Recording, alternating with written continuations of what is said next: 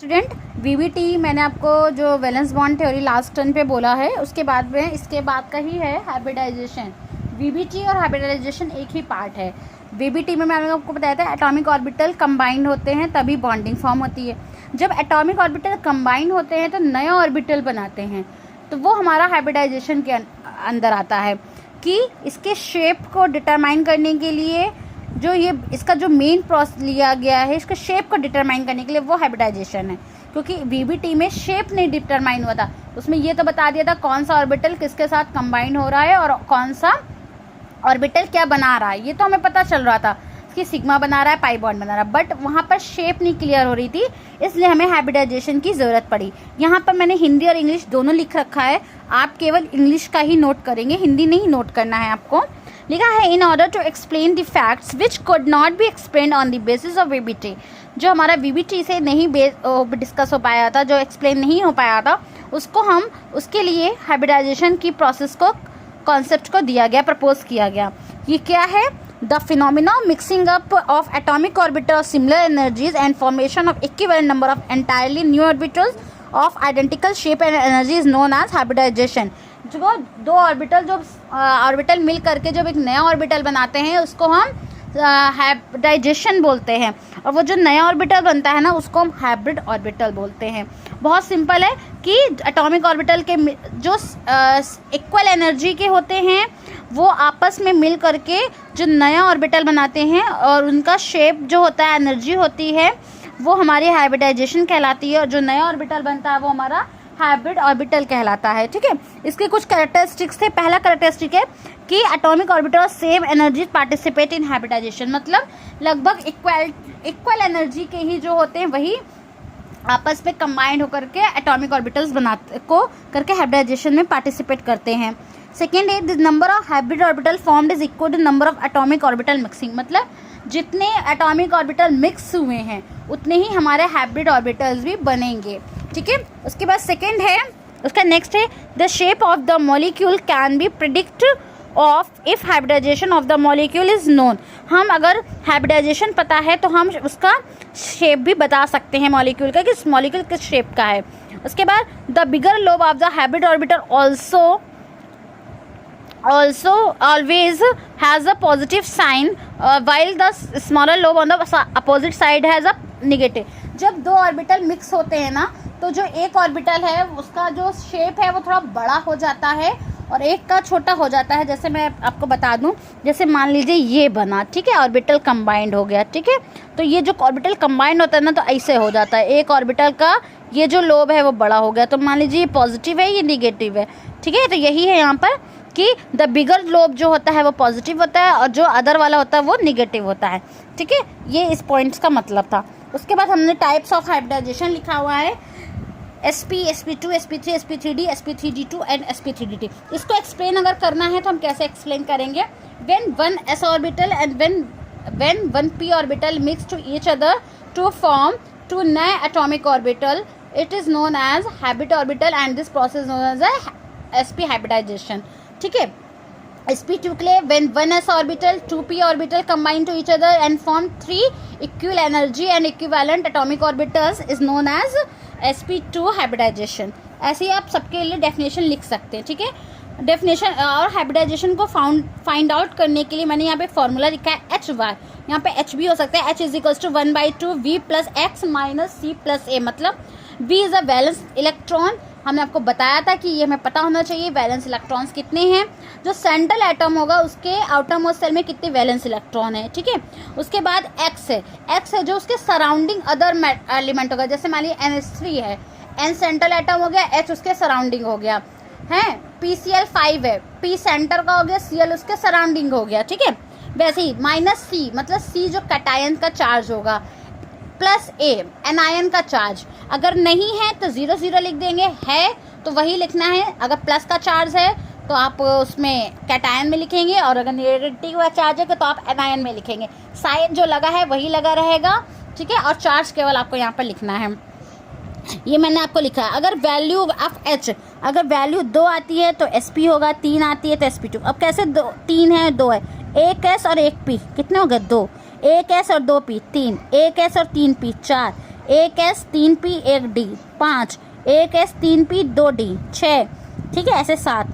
तो ये हमारे हो गए यहाँ पर जो अगर वैल्यू जो आती है तो हाइब्रिडाइजेशन ये होगा। उसके बाद हमने आपको एक चार्ट बनाया है, चार्ट हम देखेंगे वो, ये देखिए हमने जो चार्ट बनाया हुआ है, ये चार्ट है वो कि यहाँ पर मैंने एक टेबल बनाई है, यहाँ पे H लिखा हुआ है, H की वैल्यू, ये हाइब्रिडाइजेशन, ये BP का मतलब बॉन्ड पेयर, LP का मतलब लोन पेयर, एंगल लिखा है और मैंने शेप लिखा हुआ है। यहाँ पे 1-2 करके लिखा है क्योंकि ये जो 1-2 करके है ये इसका शेप है, ठीक है। तो यहाँ पर आप इसको देखेंगे अच्छे से, बहुत इम्पॉर्टेंट है ये। देखिए कि अगर 2 है SP होगा, बॉन्ड पेयर 2, लोन पेयर 0, मतलब क्या है। अब हम इसको मतलब आपको ये देखिए H2O का एग्जांपल देखिए। अब O सेंट्रल एटम है, एक H ये एक H, इस पे लोन पेयर कितने हैं 2, इसके 2 लोन पेयर है, ठीक है। अब इसका हमने निकाला। अब यहाँ पर देखिए फॉर्मूला रखा, H = 1/2। Oxygen central metal atom है, सेंट्रल एटम है, इसका वैलेंस सेल में क्या होता है 6 होते हैं, प्लस सराउंडिंग एटम कितने हैं 2, माइनस कैटायन, इस पर कोई चार्ज है नहीं 0, प्लस चार्ज है 0, ठीक है, बराबर 6 + 2 8/2 मतलब 4 हो गया। 4 है तो H की वैल्यू 4 आ गई। अब यहाँ पर देखिए sp3 हाइब्रिडाइजेशन हो गया, ये तो हमें पता है, लेकिन यहाँ पे लोन पेयर कितने हैं, 1 लोन पेयर 2 लोन पेयर। तो sp3 में 2 बॉन्ड पेयर 2 लोन पेयर, क्या होगा बेंट। कौन सा शेप है ये बेंट, ठीक है, इस पे हमने लिख दिया है शेप बेंट, समझ में आया। ऊपर देखेंगे BeCl2, Be सेंट्रल एटम है, यहाँ पर एक भी लोन पेयर नहीं है। तो देखिए Be के आउटर मोस्ट सेल में 2 इलेक्ट्रॉन होते हैं, वैलेंस सेल में 2 सराउंडिंग एटम के आ गए, चार्ज कोई नहीं है, -+2। जब 2 आता है तो क्या होता है sp विथ 0 लोन पेयर, क्या है 2sp, 0 लोन पेयर पे 180, क्या है लीनियर, समझ में आया, ये लीनियर हो गया, ठीक है। तो ऐसे हम इसके शेप को डिफाइन करते हैं। एक हमने सिग्मा वाला लिखा हुआ है, तो ये सिग्मा बॉन्ड पे है कि हम सिग्मा बॉन्ड देते हैं, ईजिली है, ये इजी मेथड है। देखेंगे यहाँ पर कितने सिग्मा हैं 2, लोन पेयर कितने हैं 0, तो क्या हो गया sp। यहाँ पर सिग्मा बॉन्ड कितने हैं 2, लोन पेयर कितने हैं 2, 4, 2 + 2 4 sp3। अब यहाँ पर आ जाइए कार्बन पे, सिग्मा बॉन्ड कितने हैं 4, लोन पेयर 0 + 0 sp3।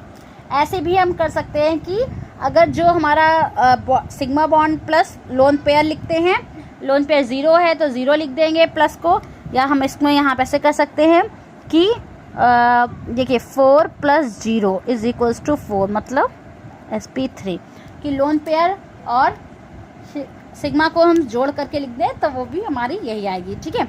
उसके बाद है ये आप इसको करेंगे, उसके बाद कुछ एटम्स के आप निकालेंगे भी।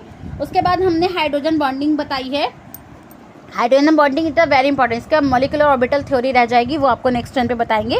हाइड्रोजन बॉन्डिंग क्या है, बहुत इंपॉर्टेंट है, नाम से ही hydrogen, when hydrogen is attach link to a highly electronegative atom, मतलब हाईली इलेक्ट्रोनेगेटिव जैसे NOF याद रखिएगा, NOF, ठीक है, या FON भी याद रख सकते हैं, ठीक है। जब ये हाईली नेगेटिव एटम के साथ इलेक्ट्रोनेगेटिव एटम के साथ ऐड होता है, वहाँ पे जो बॉन्डिंग होती है वो हाइड्रोजन बॉन्डिंग होती है, क्योंकि जो इलेक्ट्रॉन शेयर करता है ना, तो वो हाईली इलेक्ट्रोनेगेटिव एटम अपनी ओर अट्रैक्ट कर लेता है, जिससे के कारण एक पर पॉजिटिव चार्ज आ जाता है, एक पर निगेटिव चार्ज आ जाता है पार्शियली, ठीक है।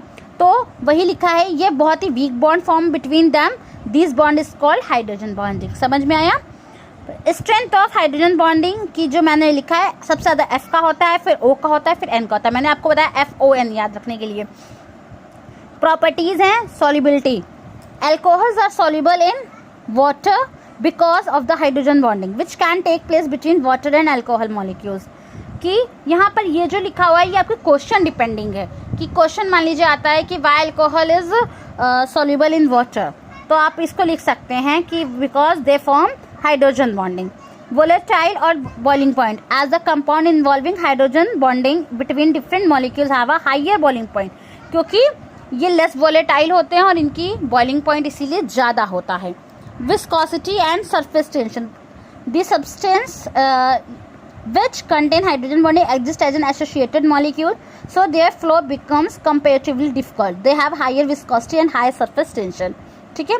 डेंसिटी, ये भी क्वेश्चन की तरह ही है। Volume of water decrease and density of water increase. In the case of solid ice, hydrogen bonding give rise to a case like structure of H2O। Each H2O molecules link tetrahedral, इसका जो linked होता है ना बहुत ही solid molecules की तरह attached होता है, इसलिए यहाँ पे डेंसिटी की बात करें। Volume of water decrease and density of water increase. ठीक है, तो ये हमारा डेंसिटी के लिए हो गया। इसके बाद इसमें टाइप्स ऑफ हाइड्रोजन बॉन्डिंग वो नेक्स्ट टाइम पे हम डिस्कस करेंगे। अभी हम यहीं तक का आपको बता रहे हैं। ये जो इसकी प्रॉपर्टीज़ है हाइड्रोजन बॉन्डिंग की, ये एज अ क्वेश्चन आती हैं। ठीक है, मैं आपको क्वेश्चन नेक्स्ट टर्न पे दे दूंगी और उसके आंसर्स भी भेज दूंगी बाद में, कि पहले क्वेश्चन होते हैं फिर उसके आंसर्स भी उसी में होंगे, आपको उसी से ढूंढ करके ही लिखना है। ठीक है, तो इतना है हमारा हाइड्रोजन बॉन्डिंग तक का आज का जो भी हमारा है वर्क।